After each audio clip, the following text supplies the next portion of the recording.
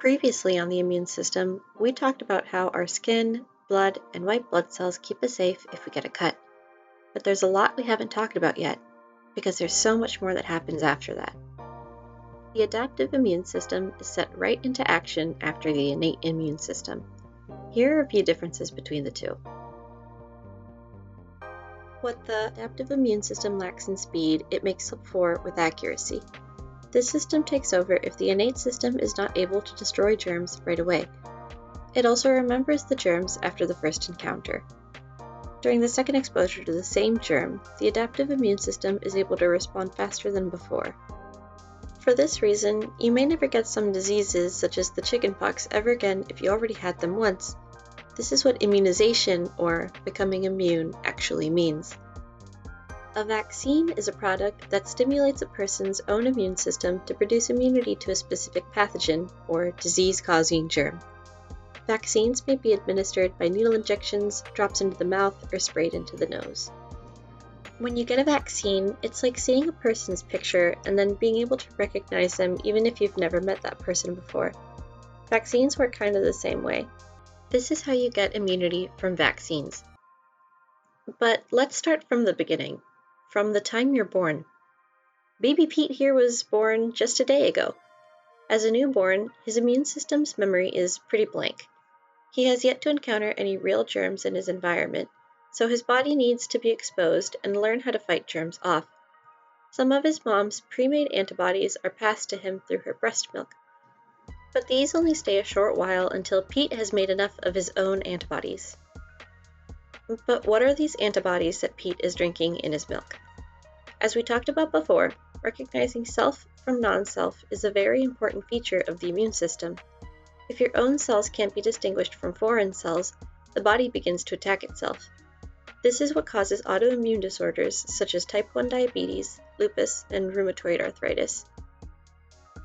The adaptive immune system contains two parts based on how they're activated: the humoral response and the cell-mediated response. Before we explore the humoral response, let's learn more about antibodies. Antibodies are produced on exposure to antigens. As you may recall, antigens are all non-self foreign bodies. Specific antibodies which target specific antigens are formed after exposure. Antibodies are like puzzle pieces. They can only bind the specific regions of an antigen known as epitopes. Antibodies recognize an antigen's epitopes like you recognize the faces of people you know. How many antibodies you have floating around at any one time generally depends on whether or not you're infected or sick, and how long you've been infected. You always have a tiny amount of antibodies on the lookout, just in case.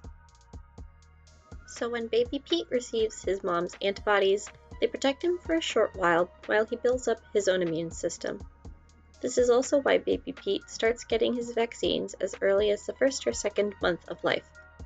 As baby Pete starts crawling around and putting things in his mouth, his immune system becomes familiar with so many more germs and gets to work creating an antibody bank against them.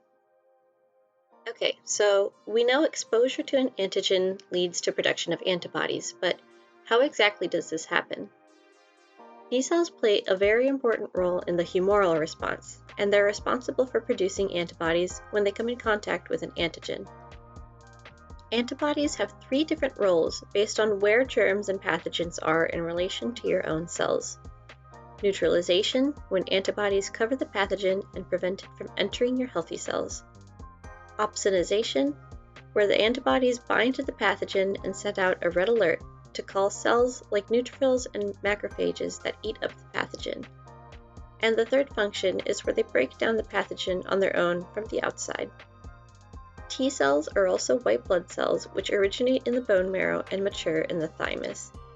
Antigens, or parts of germs, are presented to T cells by other cells and start to multiply on exposure, making up the cell-mediated response. There are three types of T cells. T helper cells give a hand in activating the adaptive immune system by using chemical messengers known as cytokines. Cytotoxic T cells detect cancer cells and cells infected by viruses, similar to natural killer cells. These cells need to be told which antigen to look for by other cells before they can get to work. Memory T cells were once helper T cells that basically turned into a flash drive, remembering antigens from the past. They're in charge of informing cytotoxic T cells what germs need to be dealt with at the moment. Just like antibodies are specific to their germs, the immune system is also able to create T cells that are specific to the germs they interact with. At times, macrophages are called into action by signaling from T cells, leading to phagocytosis, or eating the germ. Now back to Pete. He's grown up and headed to school where he plays with all his new friends. As Pete and his friends share toys, they also share germs, and sometimes he gets sick. Poor Pete. We hope he feels better, but again, his immune system is learning and getting stronger.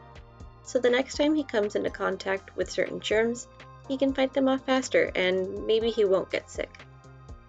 As Pete continues to grow up, go to high school, college, get his first job and his first apartment, he'll continue to get exposed to many new pathogens, and his immune system will still be there learning and recording all of this. Today, Pete goes about his daily life with no issues, unless something serious comes along like a new pathogen that no one's ever heard of before. If that happens, then Pete's going to need to concern himself a bit more about not just his own immune system, but also the immunity of the people he lives and works with. After all, at times like these, it's important to keep our close ones and each other safe as a community.